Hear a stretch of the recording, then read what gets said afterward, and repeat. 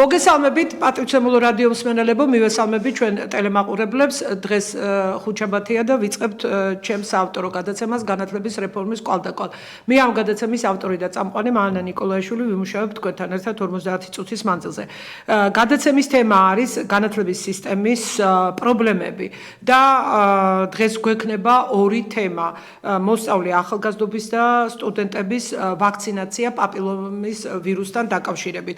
გადაცემის სტუმრები ბრძანდებიან ქალბატონი ნინო ცხვედაძე, განათლების სპეციალისტი და ქალბატონი თინა თოფურია, აკადემიკოსი, მედიცინის მეცნიერებათა დოქტორი.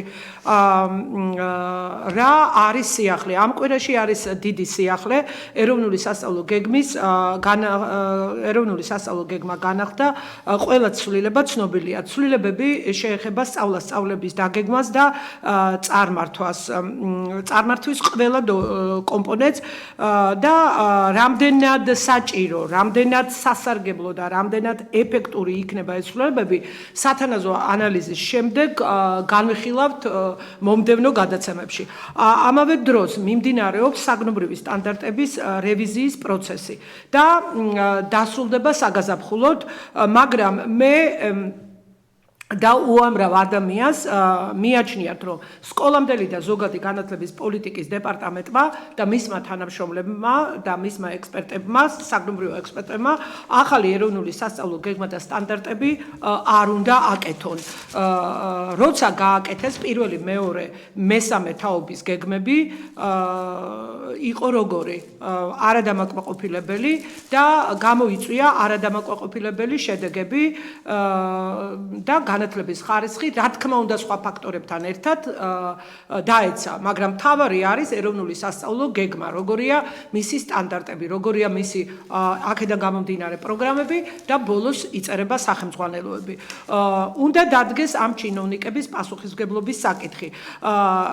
რამდენი წელი უნდა იმუშაონ და აფუჭონ საქმე ამ დეპარტამენტის თანამშრომლებმა, დეპარტამენტის ხელმძღვანელმა კალანდაძემ და ასევე სახელმძღვანელოების საკითხები, რომ ეხება ქალბატონმა ჩიქობავამ, სურგულაძემ, ჯაყელმა, რომლების ჩართულები იყვნენ ახალი სკოლის მოდელში.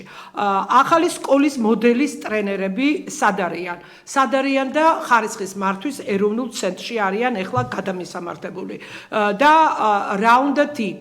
ესენი იყვნენ მასწავლებლის სახლის ტრენერები, იქ იყვნენ გაფორმებულები, იქ იღებდნენ, იქედან ფინანსდებოდნენ და აქ ასრულებდნენ სამინისტროს ერთ-ერთ დეპარტამენტში ბრჭყალებში საქმეს. ახლა გადაამისამართეს ხარისხის მართვის ეროვნულ ცენტრში.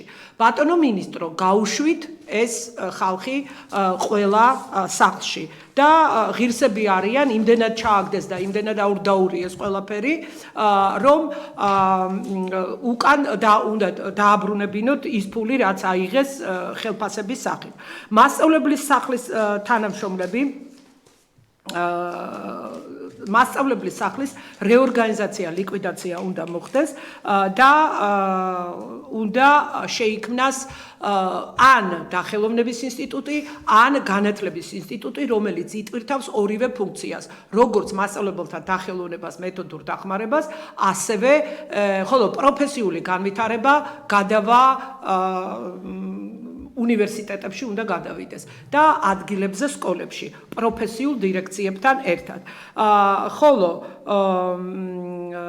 რაც შეეხება ხარისხის მართვის ეროვნული ცენტრი, გაიტანეთ სამინისტროდან, აღმასრულებელი ხელისუფლებიდან, არ შეიძლება იყოს სამინისტროს დაქვემდებარების და საერთოდ აღმასრულებელი ხელისუფლების დაქვემდებარების ქვეშ. ჩვენ თუ მივდივართ ევროპისკენ და ჩვენ თუ გვინდა ავაშენოთ დემოკრატიული სახელმწიფო და არაკორუფციული ხვრელებით დატვირთული სისტემა, მაშინ არაფერი ესაქმება ხარისხის მართვის ცენტრს აღმასრულებელ ხელისუფლებაში და მით უმეტეს სამინისტროს ქუდქვეშ. გადაიტანეთ ეს როგორც ბევრ ევროპულ დემოკრატიულ ქვეყნებშია, ხალხის მიერ არჩეულ პარლამენტში. პარლამენტის შესაბამის კომიტეტთან არსებული უნდა იყოს და არა ამხელა მონსტრი დაწესებულების სახით. სკოლამდელი და ზოგადი განათლების პოლიტიკის დეპარტამენტს ჩამოერთვას ის ფუნქციები, ჩინოვნიკები არ უნდა ეწეოდნენ სამეცნიერო სამუშაოს სამინისტროში, ეს არ არის მათი საქმე, ესეც გადაეცეს წამოიღეთ ილიაუნის უნივერსიტეტიდან იაკობ გოგებაშვილის სახელობის განათლების ინსტიტუტი და მთელი დატვირთვით აამუშავეთ ეს ინსტიტუტი და იქ მეცნიერები დაწერენ სტანდარტებს, პროგრამებს და სახელმძღვანელოებს. აი ეს არის ის რაც უნდა გაკეთდეს. ძალიან მოკლედ ქალბატონო ნინო, ვინაიდან მე განათლებასთან დაკავშირებით გავაკეთე ეს შესავალი, თქვენ ბრძანდებოდით ჩემთან გასულ სეზონზე, სატელევიზიო სეზონზე და მოისმინა ხალხმა თუ რა გაქვთ თქვენ, რა გაწუხებთ, თქვენ გაქვთ ერთ წამით მათხოვეთ ეგ თქვენი წიგნი,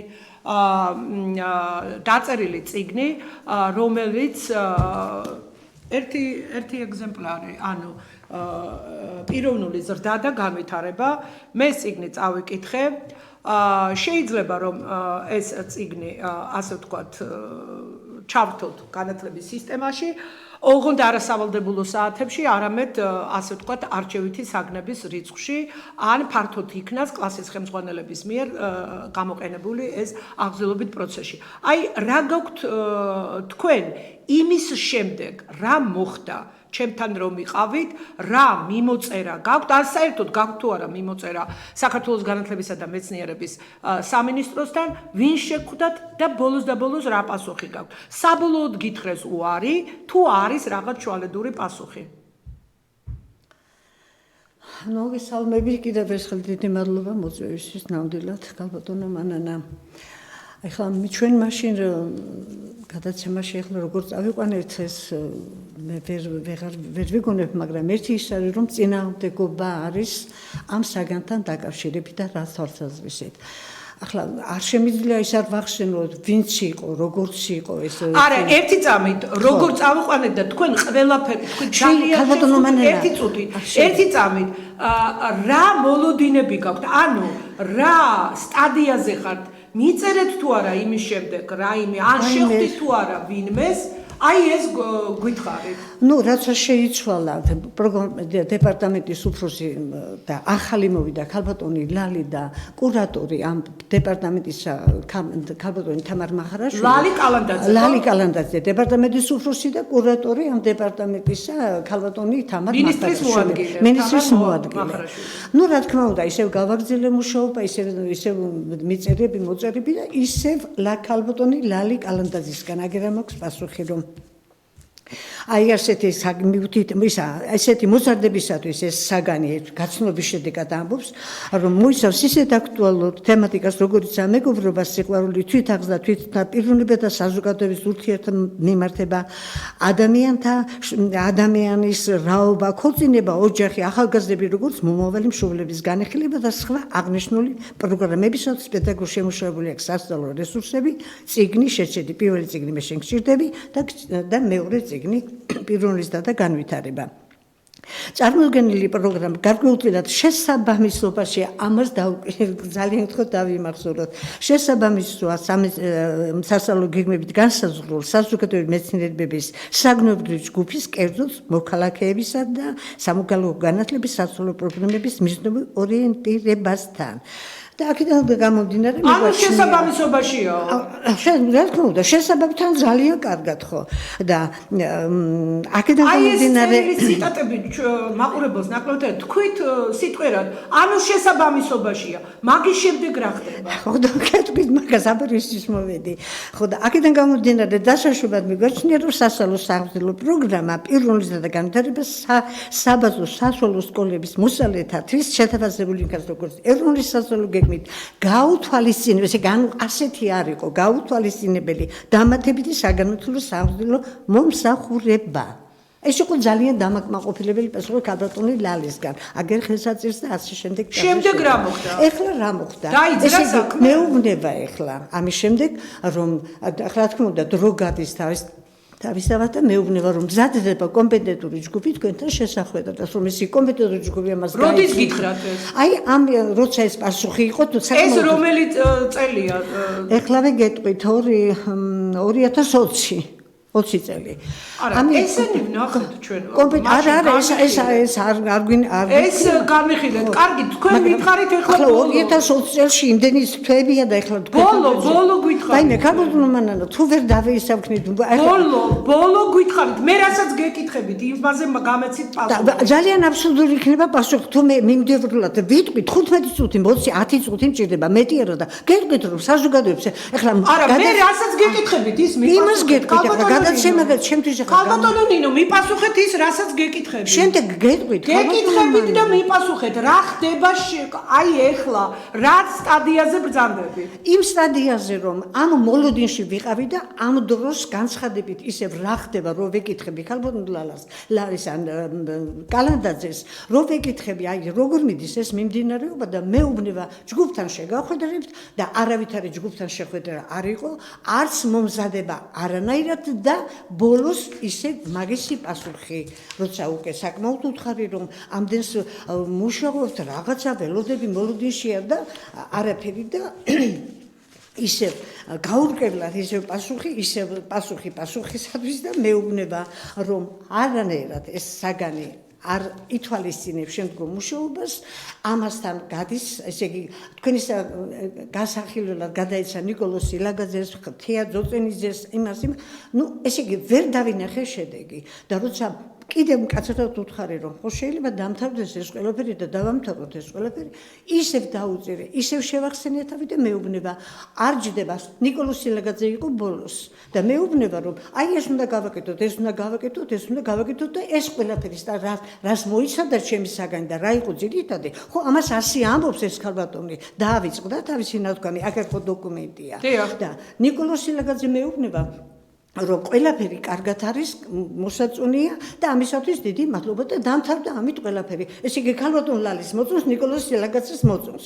და კიდევ რომ შევახსენე ბატონო მე რა მოხდა არ ვიცი რა შავმა კატამ გაირბინა ჩვენ შორის და როცა შევახსენე ბატონ ნიკოლოზ ჩვენი მუშაობა დამთავრდა თუ კიდევ რამე არის საჭირო თქვენი საგანი არ მოიაზრება შემდგომი მუშაობისათვის. ამიტომ მე ვწყვეტ მუშაობას თქვენთან. მაშინ მეთქი ვის მივმართოთ რომ დამეხმარეთ ამდენი რამეა გაკეთებული და აქ ასეთი მე არავინ არ მეგულება და გათიშა ტელეფონი და დღემდე არ მელაპარაკება.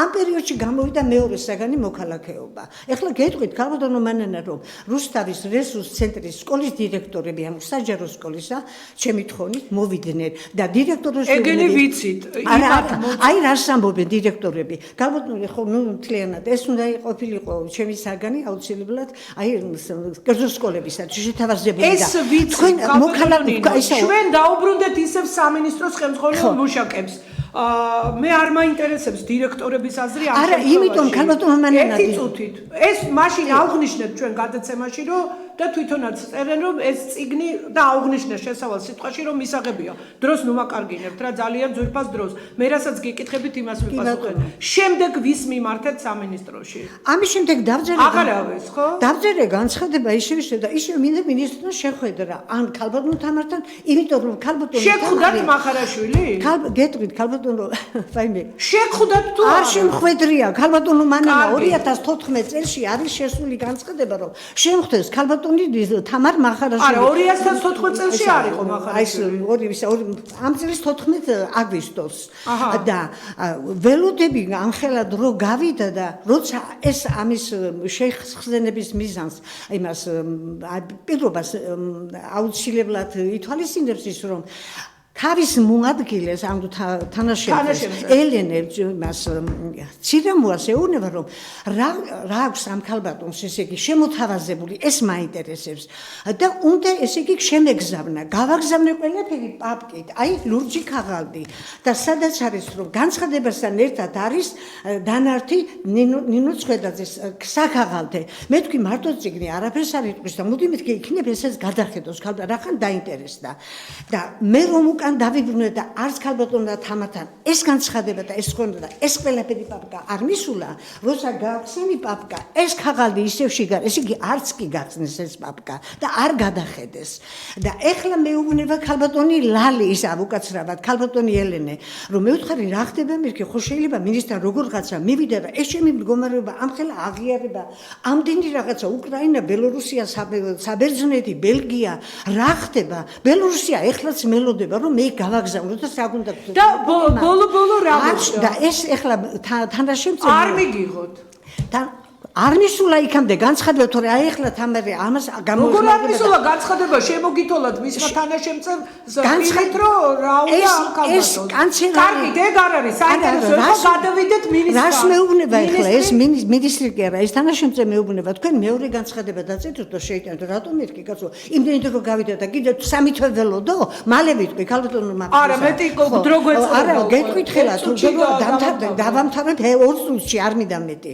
და მეუბნება დაწერეთ მეორე განცხადება, რატომ უნდა დავწერო მეორე? იმიტომ რომ თქვენ გინდათ საყვედური უთხრას თამარმა იმას ლალი კალანდაძეს იმის საყვედურს უფრთხილდება და მეორე თუნ დამწერეთ განცხადება და თან რას აი ესე ბავშვურად მეუბნება რომ დაწერეთ იმ განცხადებაში რა პასუხი გინდათ მინისტრისგან. მე ესე გავკადნიერდები და თამარს იმას ვეთქვი რომ დამიწერეთ ეს პასუხი და თუ ამას არ გააკეთებთ მინმა მიმართო არ არის და არ მივიდა განცხადება. აბა მინისტრს მიმართეთ და დააწერეს და ამას მეუბნება ეს ქალბატონი განცხადება ისევ იქ არის. ქალბატონო მანანა ისევ რა ვიცი, სულ ასეთი პასუხია რომ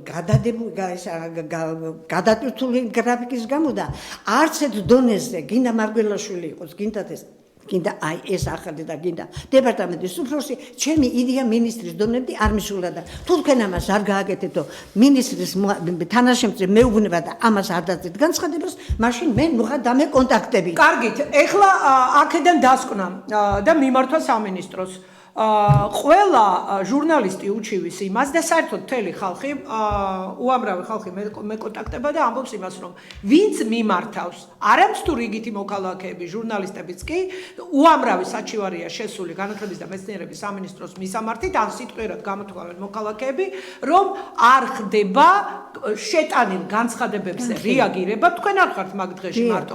საერთოდ არ აძლევენ პასუხებს. არ აძლევენ. საჯარო ინფორმაციას ითხოვენ თუ რასაც ჟურნალისტები, იმათაც არ აძლევენ, ისინი მერე სასამართლოში ასაჩივრებენ ამ საქმეს. რა გითხრათ, ქალბატონო ნინო, მე არ მოველი ამ სამინისტროსგან, რომ თქვენ საქმეს განიხილავენ, ან ვინმე საქმეს განიხილავენ და დადებითად გადაწყვეტენ, ღმერთმაც კნას, რომ დადებითად გადაწყდეს, ეს გრძელდება წლების განმავლობაში და რა ვიცი, დაველოდოთ ალბათ სამინისტროს შემადგენლობაში იქნება ალბათ სულირებები, ასე გაგრძელება არ შეიძლება. კარგით, ჩვენ ახლა უნდა გადავიდეთ ძალიან საჭირო ამას არ მეთქმევით, ამირახავთან როგორ მივედი? ბოლოს თუ დაგრჩება დრო, ბოლოს. ქალბატონო თინა, ესე იგი, მე მინდა ჩვენ ტელემაყურებელსა და რადიო მსმენელებს, სანამ ქალბატონ თინას გადავცემ, ასე ვთქვათ, კითხვას დავუსვამ და დაიწყებს ჩვენთვის საინტერესო საკითხებზე საუბარს. პაპილომა ვირუსის ვაქცინაციის პროპაგანდა დაიწყო საქართველოში და უკვე დაიწყეს ვისაც შეეშვიდა მშობლებს უცრიან. აუცრეს 9 წლის გოგონებიდან იწყება აცრა და ვაჟებში 10-დან 26 წლის ჩათვლით. და ინგლისის სტატისტიკით აცრელ გოგონებში საშვილოსნოს კიბო მოიმატა 54%-ით, ვინც უკვე 24-29 წლის არის, აი ეს არის შედეგი. შედეგი, რა თქმა უნდა, საშინელი შედეგი. და ასევე 2019 წლის კვლევებით ეს ვაქცინა 44.6%-ით ზრდის კიბოს რისკს. ეს კვლევები ჩატარებულია ამერიკის შეერთებულ შტატებში და მოდით ქალბატონო თინა დავიწყოთ იმით რომ ხო კიდე რა მინდა მე მივაწოდო ჩვენ რადიო მსმენელებსა და ტელემაყურებლებს ინფორმაცია ამ ვაქცინის შესახებ, ისევე როგორც COVID ვაქცინა, ეს ვაქცინაც მიიღეს 2006 წელს ბილ გეიტსის ასე ვთქვათ ფონდის დაფინანსებით ფირმა მერკოს მიერ და მისი გამოყენების ნებართვა გასცა ამერიკის შეერთებული შტატების FDA დაჩქარებული წესით და CDC იცავდა კიდევ ამ ასე ვთქვათ ვაქცინაციის ასე ვთქვათ პროცესის პერიპეტიებს. ქალბატონო თინა, პაპილომა ვირუსის აი ეს აცრები რას იწვევს და უფრო სწორად აი ეს ვაქცინა რა არის და რატომ არის საშიში? მოგესალმებით, მადლობა მოწვევისათვის. მე მინდა პატარა შესავალი გავაკეთო. ეს ვაქცინა არის ყველაზე სკანდალური ყველა ვაქცინაციის ისტორიაში. დიახ. და ყველაზე საეჭვო ყველა მხრივ. გარდა ამისა აღმოჩნდა, რომ მის მიერ გამოწვეული გართულებები, სერიოზული გართულებები და სიკვდილიანობას კი გაცილებით აღემატება ყველა ვაქცინების გართულებებს ერთ-ერთ აღებულს. ამიტომ ძალიან მოულოდნელი იყო ჩემთვის, რომ ასეთი თავგადაკლული პროპაგანდა წავა ამ ვაქცინისა და ბიჭებსაც ჩართავენ, რადგან ბიჭი არის მხოლოდ გადამტანი, როგორც ითვლება და ძალიან მარტივია, არსებობს კონტრაცეპტივები, არსებობს უსაფრთხო სექსი, თუნდაც პრეზერვატივების სახით, როცა მამაკაც შეუძლია თავი დაიცვას. და საერთოდ მე მომხრევარ იმისი, რომ როგორც იყო ქართულ აღზრდაში, რომ ვასწავლიდი ჩვენ შვილებს, რომ უნდა ყავდეთ ერთი პარტნიორი და არ უნდა იყოს ესე პარტნიორების სვლა, ეს არის ყველაზე კარგი თავდაცვა აი ესეთი სქესობრივი გზით გადამტანი დაავადებების წინააღმდეგ და არა ესეთი უაზრო აცრა ყველაფერზე.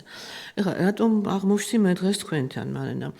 მე ძალიან კარგად ვაცნობიერებ იმას, თუ რა საფრთხეში ვყოფთ მე და ჩემი გუნდი თავს.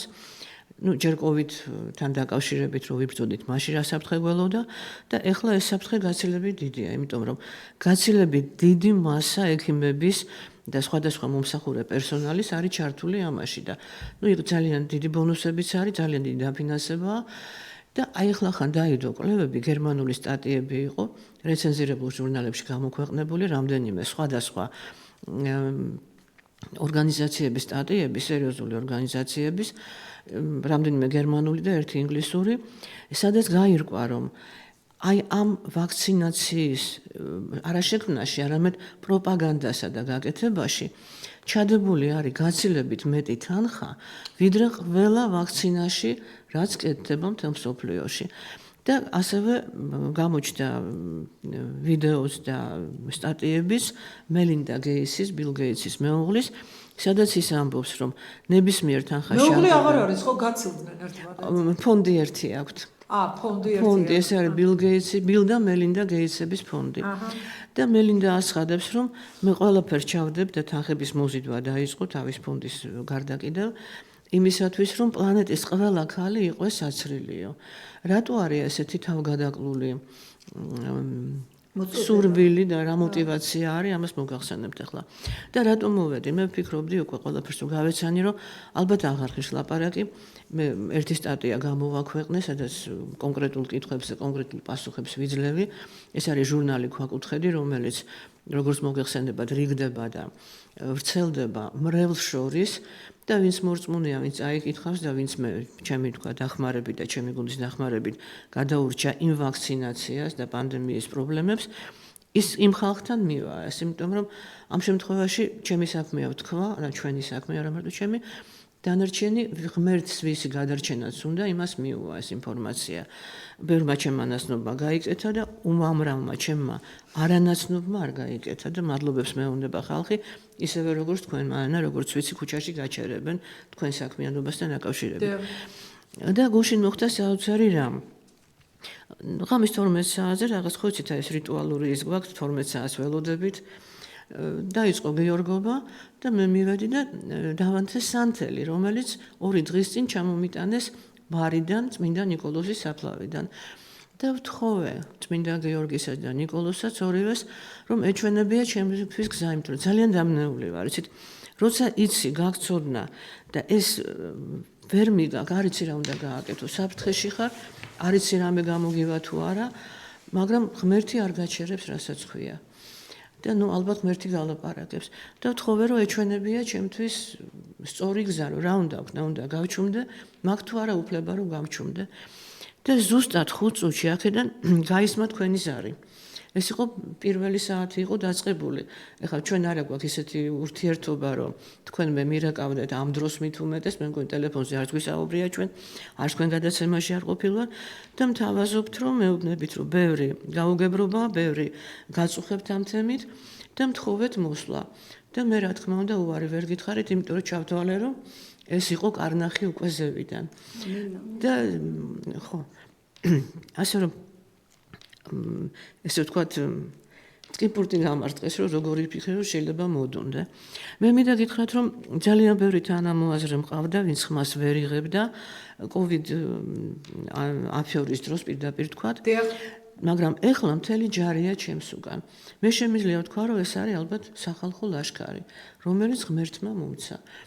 და ეს ხალხი ძალიან დამიდგება გვერდზე ალბათ ამ ბრძოლაში და ნუ გუშინდელის მერე მე მივხვდი რომ ისე უნდა ვიბრძოლოთ, იმიტომ რომ აქ ლაპარაკი არის გენოფონდის განადგურებაზე. მეც ჩამრიცხეთ იმ ლაშქარში. აუცილებლად. ჩვენ სხვათა შორის შარშან წინ არ ვიცი თუ გახსოვთ, დედაენის ბაღში გავაკეთეთ დედის დღეს ესეთი შეკრება, ბავშვებმა ბუშტები გაუშვეს, ბუშტებზე ეწერა ჩვენ გვინდა მშვიდობა და არ აცრა. და მივმართეთ მაშინ ღვთისმშობელს. ახალი დაწყებული იყო უკრაინის ომში. და ეგ რომელაც რაზე იყო პაპილომას არა, ეს იყო კოვიდის დროს და უკრაინის ომი იყო ახალ დაწყებული და ჩვენ უბრალოდ მაგამ გამოვიყენეთ, ესე ვთქვათ, კარგი გაგებით გამოვიყენეთ ის ძალა, რომელიც ბავშვებს აქვს და ეს ბავშვების ენერგია და ბავშვის თხოვნის ძალა, იმიტომ რომ ეს არის აბსოლუტურად უმციკლო, სუფთა და არანაირი უკუვის არ დგას მის უკან. ალალი ესე ვთქვათ. და ნუ ჯერჯერობით ყოველ შემთხვევაში ჩვენი ქვეყანა გადაურჩა ამ ყველაფერს. ნუ ასე და კაპიტონთინა ჩაგერთვებით ერთი ეს მე წავიკითხე როცა ვამზადებდი ამ გადაცემას და ისედაც ვიცოდი მრავალი წელია მესმის ამ პაპილომა ვირუსის შესახებ და თქვენი ასე ვთქვათ ის გადმოგზავნილი დოკუმენტური ფილმი რომელიც ამერიკის შეერთებული შტატებს აქვს გაკეთებული ეგ არის მეხუთე სერია პაპილომა ვირუსთან დაკავშირებით რა ქვია მაგ დოკუმენტურ ფილმს მე უთხარით სად მოიძიონ ხალხმა გავავრცელოთ და იქ ამბობენ რომ ეს არის ასე ვთქვათ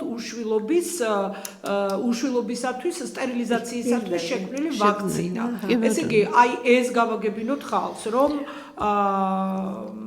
და ასევე მე მინდა მივაწოდო ინფორმაცია ჩემს ერთგულ რადიომსმენელებსა და ტელემაყურებლებს რომ 2017 წელს ამერიკის შეერთებულ შტატებში იურისტებმა ადვოკატებმა მოამზადეს სარჩელი შეიტანეს სასამართლოში მოიგეს იურისტებმა ეს სარჩელი იმ ფირმის წინააღმდეგ ანუ ბილ გეიტსის ფირმის წინააღმდეგ ვინც ეს ვაქცინები დაამზადა აი ეს ძალიან ასე ვთქვათ საინტერესო ეს არის კარგით გააგრძელეთ იცით რა ხდება საქართველოში მოდი ეს ვთქვათ ჩვენ ტელემაყურებელსა და რადიოსთან ხო მოდით ახლა იქიდან დავიწყებ რომ დავაფიქსირო მინდა რომ კარგად გაიგოს ყველამ რომ ეს ვაქცინა ეს პაპილომა ვირუსი არის საერთოდ 200-ზე მეტი შტამი სხვადასხვა და ისინი იწვევენ ჩვეულებრივ პაპილომებს აი ესეთი რასაც ვეძახით პაპილომას წანაზარდებს ხო სხვადასხვას რომელიც როგორც წესი ორგანიზმი ამას ერევა 2-დან 3 წლამდე ჭირდება რომ მთლიანად ალაგდეს თუმცა პაპილომების მიზეზი არა მარტო პაპილომა ვირუსები არიან შეიძლება თქვათ იყოს იგივე გადატანილი გონორეა და ხშირად შეიძლება თხოვმე ეს მამაკაცებს განსაკუთრებით როცა აქვთ გენიტალიებზე და მე ვიფიქსირებ ერთ რამეს გარკვევით რომ ეს ვაქცინა არის თვითონ სათაურიც როგორი აქვს საშვილოსნოს ყელის კიბოსი არა მთელი საშვილოსნოსი არამედ სპეციფიურად საშვილოსნოს ყელის კიბოსი არის 20 პაპილომას 20 შტამი რომელიც სავარაუდოდ იწვევს შეიძლება გამოიწვიოს რომელმაც აი მიხნებ გამორთოთ რა ტელეფონი რომელიც სავარაუდოდ იწვევს შეიძლება გამოიწვიოს უკაცრავად საშვილოსნოს ყელის კიბო სულ 20-ია აი ამ ვაქცინაში შედის აქედან 4 ეს არის მე-6, მე-16, მე-11 და მე-18 ნომრებით არის ეს პაპილომები ანუ 20-ს კი ვერ მოიცავს და ისიც არანაირი მტკიცებულება იმის რომ ზუსტად ესენი იწვევენ არ არსებობს და არც ის არის ფაქტი რომ შეიძლება ზუსტად ეს შეხვდეს ადამიანს ეს პაპილომა შეიძლება სხვა შტამები ქონდეს პაპილომის სხვა ნომრები და კიდევ ერთხელ ვაფიქსირებ რომ მამაკაცი არის მხოლოდ და მხოლოდ გადამტანი ეხლა რა ხდება საქართველოში თუ გაქვთ ინფორმაცია კიდევ ერთი მიზეზი რატომაც ვფიქრობდი მე გუშინ რომ უნდა ვილაპარაკო თუ არა იყო ჩემი კონტაქტი სანამ თქვენ დამირეკავდით სადღაც საღამოს ვესაუბრე Facebook-ით ერთ ჩემ ძველ მეგობარს კახეთიდან ძალიან განათლებული პიროვნება ეს არის მამაკაცი ჩემი ასაკის რომელსაც ძალიან პატივს ვცემ და მან მითხრა ესეთი რამ რომ საუბრობდით ამ თემაზე მითხრა რომ ეს არის სისულელი ამას ნუარცელებ იმიტომ რომ მე აი ახლა მკლავზე გამიკეთეს ოპერაცია ამომჭრეს დიდი სიმსივნე და ეს არის იმის ბრალი რომ ქალებს გაქვთ აი ეს პაპილომა ვირუსი ეს არის როგორი აბსურდი ეს თვითონ ტექნიკური ის არის სპეციალობის კაცია არავით არის კონტაქტი არ აქვს მედიცინასთან არავითარი კავშირი არ აქვს და ამიტომ მე გავგიჟდი ძალიან მიშლის ხელს ახლა ესა და საქმე იმაშია რომ ამ ადამიანს დაარწმუნეს ეს ადამიანი იმაში რომ მას იმიტომ განუვითარდა თურმე მკლავზე რაღაც სიმსივნე არ ვიცი როგორ თვისებიანი იყო ეს აღარ დაუზუსტებია რომ ქალებს აქვთ პაპილომა ვირუსი ეს არის აბსოლუტური აბსურდი და აი ეს ხდება საქართველოში რომ ოღონდ მოიზიდონ და ამაში ბონუსები აიღონ და დაარწმუნონ იმაში რომ ადამიანი აიცრას და ურეკავენ სახლებში, ავრცელებენ ნაცნობებში აბსოლუტურ სიცრუეს, რომ თითქოს შეიძლება განუვითარდეს ფილტვის კიბო, ან რომელიმე სხვა ორგანოში კიბო, მეგობრებო, ყველა რადგან არის ნათქვამი, რომ სააშვილოსნოს ყელის კიბოს პაპილომაა, ხო? ის პაპილომა სხვაგან კიბოს აღარ იწვევს, არავინ არ მოგატყუოთ. ეს არის სიცრუე და ის რომ ძალიან ბევრს გვატყუებენ, მე მგონი COVID აფიორის დროს უკვე ადამიანები დარწმუნდნენ ამაში და მით უმეტეს ახლა ისინი ვინც ურეკავენ პოლიკლინიკებიდან ოჯახებში, რაიონებში, ამ სიტყვის სრული მნიშვნელობით უვარდებიან მოზარდების მშობლებს სახლებში და ეუბნებიან მათ რომ ეს არის სავალდებულო, შენ შვილს რომ არ დაემართოს არასოდეს კიბო, ამიტომ უნდა აცრა ახლა. ეხლა ჩვენ ყურადღება მივაქციოთ ერთ რამეს, მეგობრებო. რატომ ცრიან 9 წლიდან გოგონებს და 10 წლიდან ბიჭებს? მე გისვამთ კითხვას, აბა დაფიქრდით.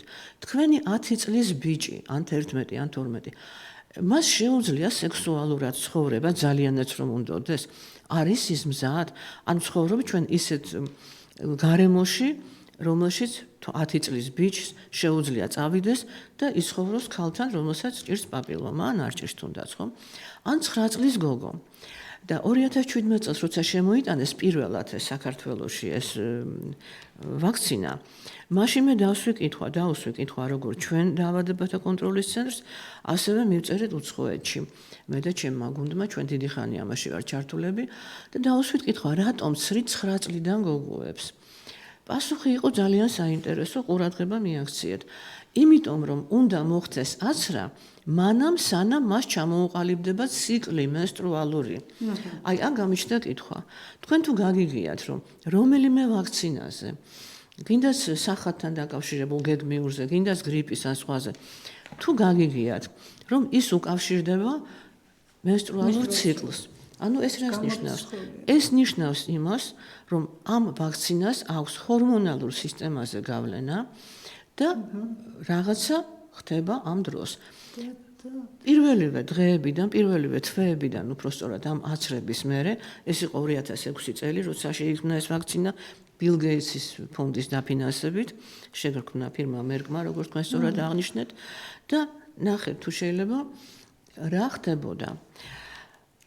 ხდებოდა ის, რომ გოგონებს ვისაც უკვე ქონდა და იშვიათად აქვთ ამ ასაკში გოგონებს ხო ციკლი, მაინც აქსელერანტები კი არიან, მაგრამ მასიურად ნაკლებად აქვთ.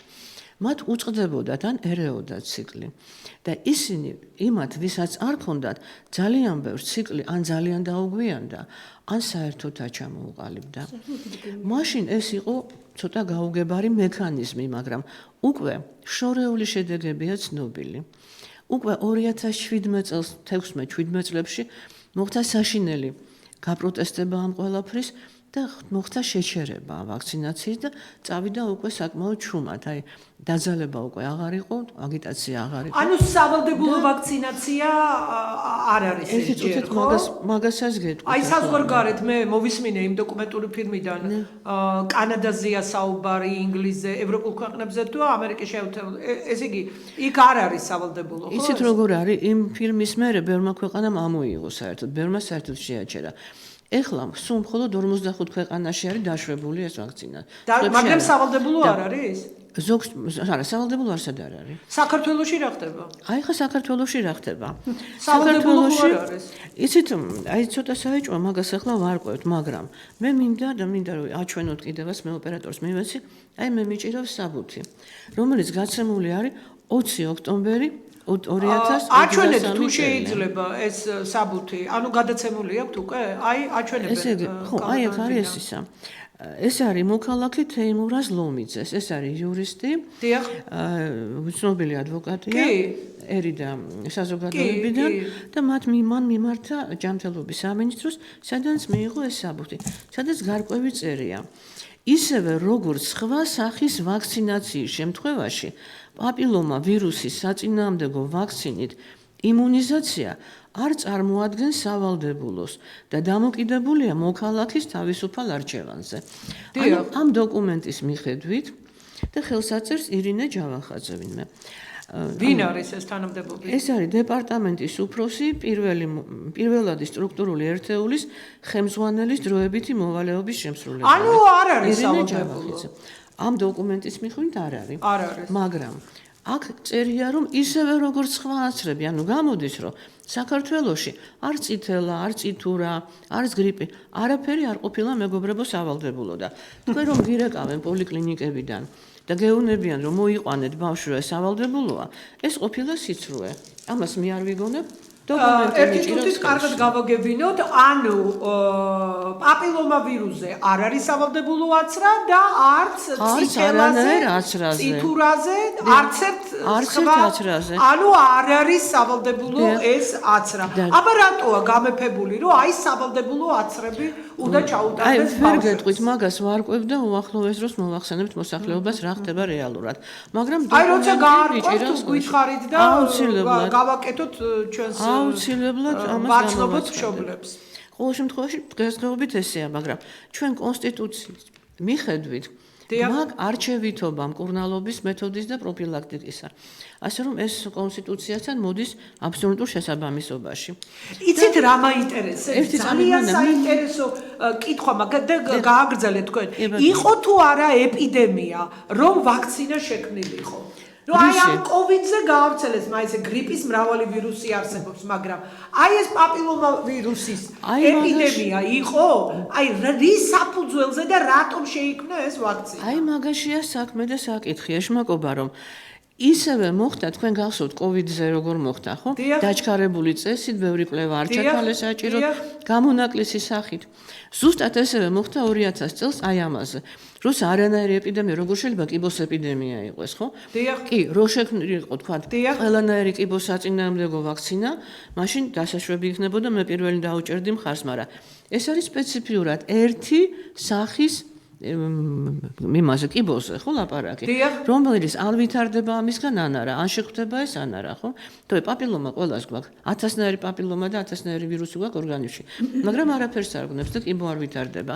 და კიდევ ერთხელ ვიმეორებ, იმ ვირუსისგან, რომელიც ბუდობს და აზიანებს საშვილოსნოს ყელის ლორწოვანს, ფილტრში გადასვლა და მკლავზე გადასვლა და თვალში გადასვლა, ეს არის აბსოლუტური აბსურდი. ამას უკვე არაფერი აღარ ქვია, ტყუილიც აღარ ქვია. ამას ქვია აღარ დაბოლება არ ქვია. ამას ქვია აბსოლუტური უვიცობა და სისულელე, ვინც ეს მოიგონა.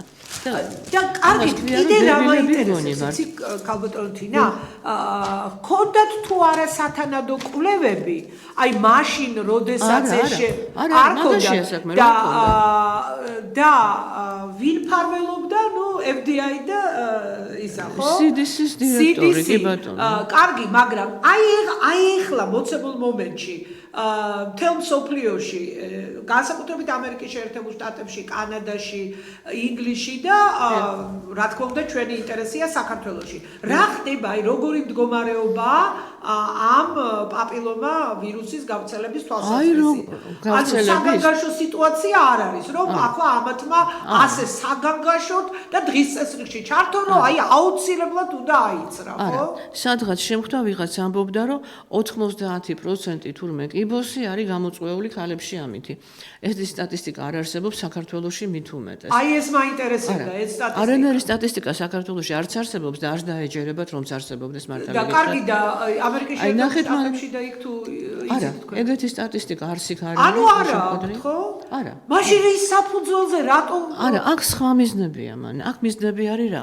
ეხლა ყველამ კარგად ვიცით რომ თელ მსოფლიოში რომ გამოიწვია. ჯერ ერთი დეპოპულაცია, ხო? ამაზე უკვე მე მგონი კამათი აღარ არის საჭირო და ყველა ხდება რომ ეს ხდება, ხო? ანუ ვაქცინაცია არის ერთ-ერთი საუკეთესო საშუალება ამისი. და რო არ გამრავლდნენ.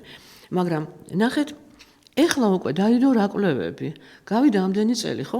აი იგივე უშვილობაზე. თქვენ გახსოვთ მე სულ ვაყენებდი კითხვას, რომ ვაქცინას, COVID ვაქცინებს თუ აქვთ კვლევები ფერტილობაზე, არ ვიცით რას გამოიწვევს უშვილობას, გამოიწვევს თუ არა. მაგრამ იქ ცოტა დროა გასული, ხო? იქ შეიძლება მსჯელობა მხოლოდ ვირუსებზე. ეგ კითხვები, ქალბატონო თინა, პატრიარქმაც დაუშვა მაშინ წმინდა სინოდის ხდომაზე მოწვეულ სპეციალისტებს, ვინც ამ ვაქცინების დამცველი იყო მაშინდელ ბატონ გამყრელიძეს და ბატონ იმნაძეს. და საერთოდ ჯანდაცვის სამინისტროს და პასუხი მათი იყო, რომ ჩვენ ეს არ ვიცით. კვლევებით არ არის დადგენილი. და იმიტომ რომ არ იყო საკმარისი დრო. იგივე ხდებოდა ამ ვაქცინაზე თავიდან, მაგრამ უკვე შეამჩნიეს, მე შეისწავლეს და აღმოჩნდა რომ გარდა იმისა რომ აცრილებს ემართებათ, როგორც თქვენ ბრძანეთ 54%-ს, აი იმ პირველ თაობაზე ლაპარაკი აცრების. 24-დან 29 წლის ჩათვლი. ისინი გაიზარდნენ, ამას ჭირდებოდათ რომ გაზრდილიყვნენ, გათხოვილიყვნენ, დაეწყოთ სექსუალური ცხოვრება, მონდომოდათ შვილის ყოლა და აღმოჩნდა რომ არიან ვერაჩენენ. და დაიდო მერეკლები მე ხდება მოხდა ბევრი ორგანიზაციის მიერ 5 წუთი და ამის ყველაფრის შესწავლა და აღმოჩნდა რა რომ ის აზიანებს ქალის ფოლიკულებს ანუ ფოლიკულების გაწოვა ხდება თუ გაუკეთდა პატარას იმის ჩამოყალიბება ვერ ხდება სრულფასოვნად და უკვე თუ ასაკში გაკეთდა მაშინ აკეთებს მის გაწოვას ნუ ბიჭებზე აღარც ვლაპარაკობ ბიჭის რაც რა ეს არის აბსოლუტური აბსურდი არანაირი საჭიროება, საშიშროება ბიჭს არ ემუქრება და არ არის საჭიროება. და კიდევ ძალიან ბევრი აქვს ალაპარაკო, მე ვცდილობ რომ ჩავტიო რაღაცნაირად ყველაზე გამოყო ყველაზე მნიშვნელოვანი რაც არის. და გამოირკვა კიდევ უახლესი კვლევებით რომ ხდება ტვინის დაზიანება.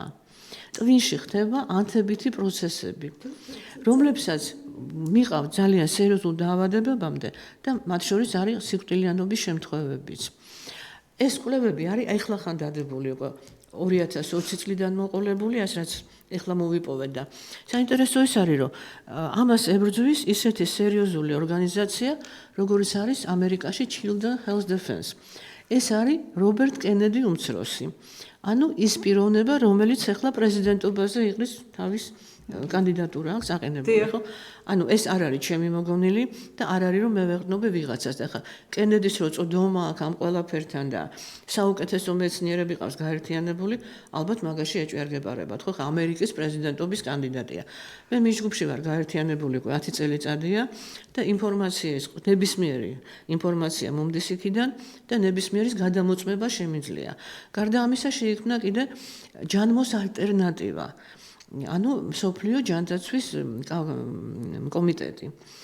ну მას ის ლეგიტიმაცია არ აქვს, მაგრამ იქ გაერთიანდნენ მოაზროვნე მეცნიერები, იურისტები, ექიმები, რომლებსაც არ ეშინია საუბრისა და ისინი ამხელენ აი ამ ყველაფერს რაც ხდება, წერენ და ჩვენ მათთანაც გვაქვს კონტაქტი. ასე რომ მეგობრებო, ჩემი განცხადებები არ არის ჩემი დააზრები მარტო. აქ ჩემი ცოდნა და ჩემი გამოცდილება გამოყენებული არის მარტო იმაში, რომ მე შევძლო გადამუშავება ამისი და მოვიტანო თქვენამდე. იცით რა მაინტერესებს? სასამართლო პროცესი რომ მოიგეს 2017 წელს ამერიკის შეერთებულ შტატებში იმ ფირმის წინააღმდეგ, რატომ ხდება კიდევ ამ ვაქცინების წარმოება? წარმოებას ვერ ბილ გაჩვენებენ. გეიცის ფონდის მიერ. ძალიან დიდი ფულია ჩადებული ამ ვაქცინებში და უბრალოდ იქედან ნახეთ რა მოხდა. იმ ფირმასაც Bill Gates-ი აფინანსებს? კი, ეს ყველაფერი დიდი ფარმა. ხო და რატო არ აკრძალა ეს სასამართლო? ვერ აიგრძელება, მაგრამ თავმტკიცეს ის, რომ მათ 30 წლის განმავლობაში არ ჩაუტარებიათ ვაქცინების გამოკვლევა სათანადო დონეზე. და იმიტომ ეს მოხდა მას მერე, როცა მათ მიიღეს იმუნიტეტი. როგორც ახლა მიიღეს იმუნიტეტი, ამერიკაში უფრო ადრე აქვს მიღებული 33 წლის წინ. მაგრამ იმ პირობით, რომ ისინი მთელ იმ ფულს, რაც უნდა გადაეხადათ კომპენსაცია დაზარალებულებისთვის და ეს იყო მილიარდებზე ლაპარაკი. ამას აიღებდა სახელმწიფო თავისთავად, იმ პირობით, რომ ისინი კვლევებში ჩადებდნენ ამ თანხებს. ანუ ვაქცინების კვლევებში. მაგრამ ეს არ მოხდა და იმის მერე ეს დაზიანება ამ ბავშვების. აი მე გეტყვით, აი ამ პაპილომა ვირუსის ვაქცინით 700-ზე მეტი გოგონა არის მარტო ალაბამაში მიჯაჭვული სავარძლებს. და მე მოვისმინე იმ დოკუმენტურ ფილმში პირველ წლებში, როცა დაიწყეს 180 გარდაიცვალა და რაღაც შემდეგ წლებში 250 გარდაიცვალა. ეს ლოკალურად რაღაც ადგილებში და მთლიანობაში მსოფლიოში რამდენია გარდაცვლილი არ ვიცით, იმიტომ რომ ეს სტატისტიკა სულ რამდენიმე საქართველოში ჯერ არ გვაქვს სტატისტიკა, რამდენი აიცრა? სტატისტიკა არ აქვს, მაგრამ მე წავაწყდი სტატიას, ზაფხულის სტატიას, სადაც ფემინისტურმა ორგანიზაციამ პატარაიამ მიმართა, რომელიღაც გაზეთში არის, მიმართა ჯანდაცვას, რომ რატო არ აჩქარებთ და რატო არ აკეთებთ ამ იმასო. ანუ ჯანმრთელობის სამინისტროს პრეტენზია წაუყენა, რატო არ აკეთება მასიურათო. და იქიდან მოვიდა თამარ გაბუნიას პასუხი, ეს დევს გამოქვეყნებული არის პრესაში, რომ 70,000 ქონდა შემოტანილი და ეხლა დარჩაო სულ 12,000-ო. ეს იყო ივნისის თვეში. ესე იგი, ეს იყო მაშინ, როცა დაიწყეს აგიტაცია. ეხლა რამდენია და როგორ არის ვერ გეტყვით, მაგრამ იმ ღამეს არ მეძინა და რამდენიმე ღამე გამოდის, რომ 60,000-მდე ბავშვი უკვე აცრილი არის, იყო იმ დროს ივნისში. და რატო იცით რა შეასახმე, ნახეთ, ისინი ვინც იმ ვაქცინაციაზე იყვნენ აქტიურები, დაიწყეს ამ ვაქცინაციაზე პროპაგანდა და აქტიურობა. ერთი და იგივე ხალხია. და ამის უკან რა დგას? თქვენ იცით რომ ეხლა საუბარი იმაზე არის, რომ უსქესო თაობები უნდა გამოიყვანონ და ბავშვი თვითონ გადაწყვეს, გოგო იყოს თუ ბიჭი არა. ზუსტად აი აქამდე მივყევართ აი ამ ვაქცინაციას. რომ არ ჩამოყალიბდეს გორმონალური, ანუ გარდატეხის პერიოდში ყალიბდება ჰორმონალური სისტემა. ან გოგოთ, ან ბიჭად. თუ კი ამას დავატორმუზებთ, ის არ ჩამოყალიბდება არც ისე, არც ესე. ანუ მივმართოთ მშობლებს, თქვენი მოსვლის მიზანი ეს იყო, რომ ჩვენ გავაგებინოთ მშობლებს, მივეცით ახლა ასე ვთქვათ, პირველადი ინფორმაცია, რომ თავი შევიკავოთ ამ პაპილომა ვირუსის საწინააღმდეგო. კატეგორიულად მოვითხოვთ, ხო, რომ შეაჩერონ ეს. ზევიდან ჩვენ ამას ვერ გავაჩერებთ. ძალიან დიდი ფულია ჩადებული. თვითონ მშობლებმა კარგით, თუ რაიმე იქნება საინტერესო და მნიშვნელოვანი, აუცილებლად დაგითმობთ კიდევ ეთერს, იმიტომ რომ ჩვენ გვისმენს ძალიან ბევრი მშობელი და ჩვენი დრო ამოიწურა ქალბატონ ნინო და გითხარით ბოლოს რა გნება? ნუ ძალიან დიდი სურვილი აქვს ბატონ შალვა ამონაშვილს. დიახ, როცა გაიცნო ყველაფერს, ესა ძალიან მზარდი. ამოიწურა დრო და ემოცია ერთი წამი არ დამჭირდება. და როცა შეხედა ამ ყველაფერს, ეს არის ძალიან ჰუმანური პედაგოგიკის, აი რაღაცა მიმართულება, ძალიან გაგიჭირდებათ, მაგრამ ეცადეთ ბოლომდე გაიტანოთ ქალბატონ ნინოს გულითადი პატივისცემი და წარმატების სურვილი შალვა ამონაშვილი და უნდა ვიბრძოლოთ და როგორმე მივაქციოთ ბატონ გიორგი ამილოხათან უნდა მივიდე აუც ბატონ მინისტრთან და თუ თამარიც მიმიღებს და ქალბატონი და მომისმენს მაგაზე კარგი და ამდენი წელი არ მიგიღოთ არა უნდა მიმიღოს ყველაფერში კარგით ბატონი ამილოხარის სავსებით საკმარისი იქნება და რა თქმა უნდა კარგით ასეთი იყო დღევანდელი ჩვენი გადაცემის თემა ორი თემა გქონდა ერთი იყო განათლების სისტემის პრობლემები და მასწავლებელთა და სტუდენტთა მეორე საკითხი იყო მოსწავლეთა და სტუდენტთა ვაქცინაცია პაპილომა ვირუსის საწინააღმდეგო. თუმცა ახალგაზრდა მასწავლებლებიც არის ამ ასაკში, რომლებიც დაექვემდებარებიან 9-ს და მასწავლებლებსაც და პროფესორ მასწავლებლებსაც მოუწოდოთ, რომ არაიცრან ამ ვაქცინით.